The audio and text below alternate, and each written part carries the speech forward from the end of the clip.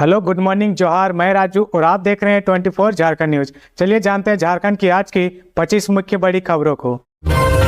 सहायक अध्यापक 19 दिसंबर को विधानसभा के समक्ष धरना प्रदर्शन व 28 दिसंबर को मुख्यमंत्री आवास का करेंगे घेराव। झारखंड सहायक अध्यापक संघर्ष मोर्चा के बैनर तले सहायक अध्यापकों के जिला स्तरीय बैठक KN स्टेडियम में राज्य सदस्य मुकेश कुमार शाह की अध्यक्षता में हुई। झारखंड सरकार की वादा खिलाफी के विरोध में सहायक अध्यापक बैठक में काफी आक्रोशित नजर आए। सहायक अध्यापकों ने कहा कि सूबे की हेमंत सरकार ने वादा किया था कि सरकार बनते ही 3 महीने के अंदर समान कार्य का समान वेतनमान देंगे, लेकिन सरकार सभी वादे को भूलकर गहरी नींद में सो गई है। वर्तमान हेमंत सरकार को जगाने के लिए जिला में उपस्थित सभी सहायक अध्यापकों ने आंदोलन करने पर सहमति जताई है।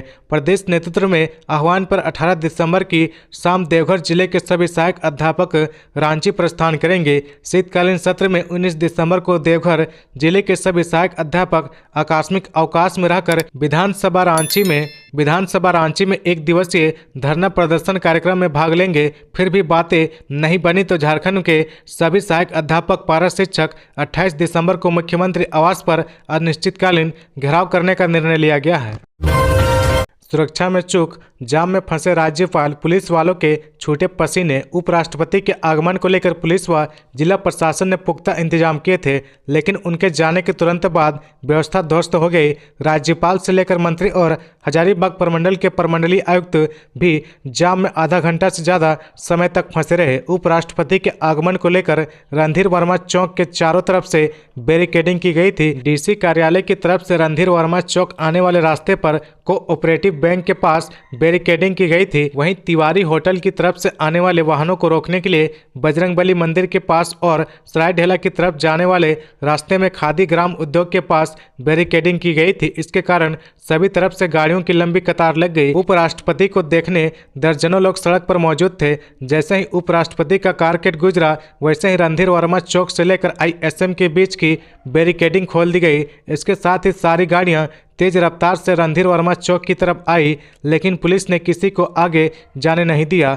देखते ही देखते चारों तरफ से जाम लग गया, उसमें कई लोग फंस गए। जाम लगने के बाद रणधीर वर्मा चौक पर मौजूद पुलिस पदाधिकारी व कर्मियों ने काफ़ी मशक्कत के बाद जाम हटाया। बोकारो में कड़ाके की ठंड में 1 दिन के नवजात को झाड़ियों में फेंका। कड़ाके की ठंड में चास के सोलागीडीह में शांति नगर में एक नवजात को किसी ने झाड़ियों में फेंक दिया। रविवार की शाम उसके रोने की आवाज़ सुनकर किसी ने CWC को जानकारी दी। CWC की टीम मौके पर पहुंची और नवजात को सदर अस्पताल की NICU में इलाज के लिए दाखिल कराया। नवजात को फेंकने की जानकारी टीम की सदस्य रकीबा को मिली थी। CWC के अध्यक्ष शंकर रवानी को सूचना मिलने पर सदस्य प्रीति व प्रगति शंकर वहां पहुंचे। ठंड के कारण नवजात का शरीर नीला पड़ रहा था। नवजात को कंबल में लपेटकर टीम के सदस्य तुरंत सदर अस्पताल पहुंच गए। सदर अस्पताल के उपाधीक्षक डॉक्टर अरविंद कुमार के निर्देश पर तत्काल इलाज शुरू हुआ। कांग्रेस झामुमो के विरोध में भाजपा का आक्रोशपूर्ण प्रदर्शन। कांग्रेस के राज्यसभा सदस्य धीरज साहू के ठिकानों से करोड़ों रुपए बरामद होने के बाद रविवार को भाजपा ने कांग्रेस झामुमो गठजोड़ के खिलाफ शहरी क्षेत्र में आक्रोश प्रदर्शन किया। इसका नेतृत्व भाजपा जिला अध्यक्ष महादेव दुबे कर रहे थे। प्रदर्शन सर्कस मैदान में शुरू किया गया, जो JP चौक, कालीबाड़ी चौक, मुस्लिम बाजार होते हुए बड़ा चौक में समाप्त हुआ। इस दौरान भाजपाइयों ने कांग्रेस और झामुमो के खिलाफ जमकर नारेबाजी की। भाजपा कार्यकर्ता अपने अपने हाथों में पार्टी झंडा और स्लोगन लिखित तख्तियों को लेकर पैदल चल रहे थे। भाजपाइयों ने हेमंत सरकार को बर्खास्त करने की मांग भी की है। झंडा चौक पर आयोजित सभा को संबोधित करते हुए जमुआ विधायक केदार हाजरा ने कहा कि कांग्रेस का इतिहास घोटाले का रहा है। भ्रष्टाचारी कांग्रेस के सहयोग से झारखंड में हेमंत सरकार चल रही है।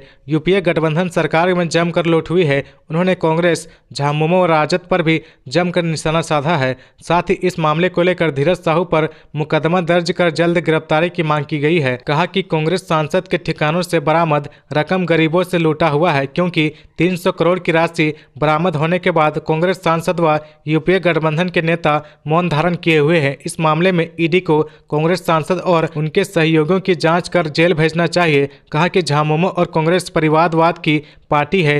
हेमंत सरकार ने जनता के साथ वादा खिलाफी की है। उपराष्ट्रपति जगदीप धनखड़ IIT SM के 43वें दीक्षांत समारोह में छात्रों से बोले। टेक्नोलॉजी से जुड़े उपराष्ट्रपति जगदीप धनखड़ के धनबाद के IIT SM के 43वें दीक्षांत समारोह को संबोधित करते हुए कहा कि यह दीक्षांत समारोह आपकी अकादमिक यात्रा का अंत नहीं है, बल्कि आपको आगे भी सीखते रहना है। भारत आज तेज गति से विकास यात्रा पर आगे बढ़ रहा है और यह बढ़त अजेय है। भारत दुनिया की 5वीं सबसे बड़ी अर्थव्यवस्था बन गई है और अब हम दुनिया की 3री सबसे बड़ी अर्थव्यवस्था बनने की राह पर अग्रसर है। भारत की तकनीकी उपलब्धियों का जिक्र करते हुए उपराष्ट्रपति ने कहा कि आज हमें लीक से हटकर सोचना पड़ेगा। Bharat quantum computing, green hydrogen और मशीन लर्निंग के क्षेत्र में काफी आगे बढ़ चुका है। उपराष्ट्रपति ने छात्रों से टेक्नोलॉजी से जुड़ने का आह्वान किया। उन्होंने छात्रों को भारतीय संसद देखने के लिए आमंत्रित किया और उनके साथ लंच करने का भी आमंत्रण दिया। आसमान साफ होते ही बढ़ेगी कनकनी। झारखंड में अगले कुछ दिन सर्दी का सितम। झारखंड में सोमवार से बादल छंट जाएंगे और राज्य में ठंड के साथ कनकनी बढ़ेगी। पश्चिमी हवा के रुख में तेजी आएगी। अगले 3 दिनों के दौरान न्यूनतम तापमान में 2 से 3 डिग्री की कमी आ सकती है। इस दौरान राज्य में न्यूनतम पारा 11 डिग्री तक जा सकता है। मौसम विभाग के अनुसार रविवार की रात से आसमान आमतौर पर साफ हो जाएगा। इसके बाद पश्चिमी और उत्तर से आने वाली सर्द हवाओं का रुख झारखंड की ओर होगा और कनकनी बढ़ेगी। मौसम वैज्ञानिक अभिषेक आनंद के अनुसार राज्य के उत्तर और पश्चिमी भाग में हल्के बादल अब भी कायम है। हवा के रुख में परिवर्तन हो रहा है। अगले 24 घंटे के दौरान भी आंशिक बादल छाने की संभावना है। मौसम बदलने के साथ हवा के रुख में बदलाव हो रहा है। पश्चिमी और ठंडी हवा चलने से अब न्यूनतम तापमान में गिरावट आ रही है। वाराणसी, रांची, कोलकाता ग्रीनफील्ड प्रोजेक्ट को लगा ग्रहण। जमीन देने में झारखंड सरकार नाकाम। वाराणसी, रांची, कोलकाता ग्रीनफील्ड प्रोजेक्ट का काम झारखंड में नहीं हो पा रहा है। भारतमाला परियोजना के तहत यहां से 4 लेन का एक्सप्रेसवे बनना है। इसके लिए चतरा, हजारीबाग और बोकारो में वन भूमि के बदले में जमीन उपलब्ध करानी है, क्योंकि NHAI को सड़क परियोजना के लिए वन भूमि लेनी है। जितनी वन भूमि ली जाएगी प्रावधान के तहत, उसके एवज में उतनी ही गैर वन भूमि वन विभाग को उपलब्ध कराई जाएगी। ऐसे में NHAI को राज्य सरकार गैर वन भूमि उपलब्ध कराएगी, लेकिन अभी तक यह प्रक्रिया पूरी नहीं हो सकी है। उक्त 3 जिलों में इसकी स्थिति बहुत अच्छी नहीं है। इस मामले को लेकर मुख्य सचिव के स्तर पर NHAI के अधिकारी की बात भी हुई थी। जल्द जमीन उपलब्ध कराने का आश्वासन मिला था। इस पूरे प्रोजेक्ट की लंबाई करीब 610 किलोमीटर है। इसमें से करीब 210 किलोमीटर झारखंड में निर्माण होना है। रामगढ़ से होकर भी गुजरेगी। NHAI के अफसरों ने राज्य सरकार को पूरे मामले से अवगत कराया था। यह बताया था कि वन भूमि के नहीं मिलने के कारण प्रोजेक्ट को पूरा करने में देर हो सकती है। ऐसे में इस दिशा में जल्द कार्रवाई हो। NHAI के चेयरमैन संतोष यादव ने भी इस बाबत राज्य सरकार को पत्र लिखा था।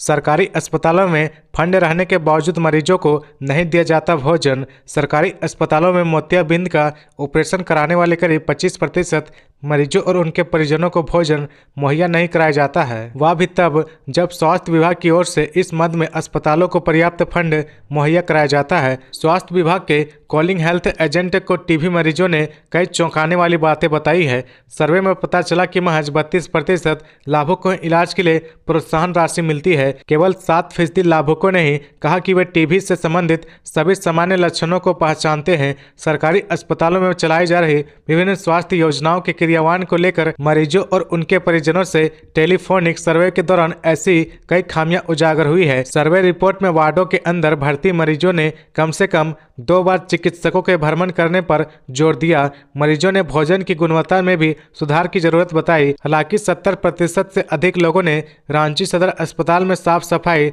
डॉक्टरों का व्यवहार और दवा व जांच की उपलब्धता को संतोषजनक बताया है।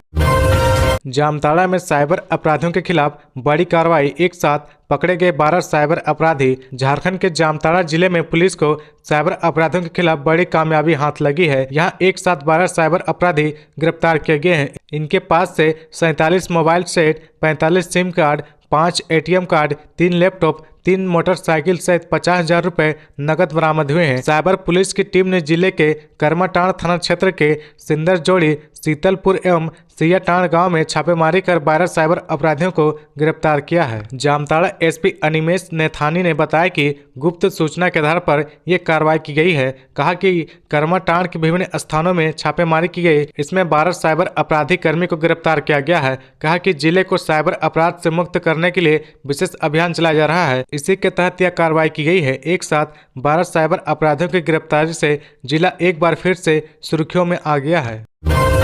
प्रदेश कांग्रेस प्रभारी अविनाश पांडे ने कहा, कैश बरामदगी से पार्टी का लेना देना नहीं, धीरज साहू का व्यक्तिगत मामला है। कांग्रेस के प्रदेश प्रभारी अविनाश पांडे झारखंड के दौरे पर पहुंचे हैं। उन्होंने कहा कि 300 करोड़ से ज्यादा की बरामद का मामला पूरी तरह से धीरज साहू का व्यक्तिगत मामला है, पार्टी से इसका लेना देना नहीं है। वहीं उन्होंने कहा कि हालिया चुनाव परिणाम भले ही निराशाजनक है, लेकिन आने वाले चुनाव में कांग्रेस बेहतर करेगी।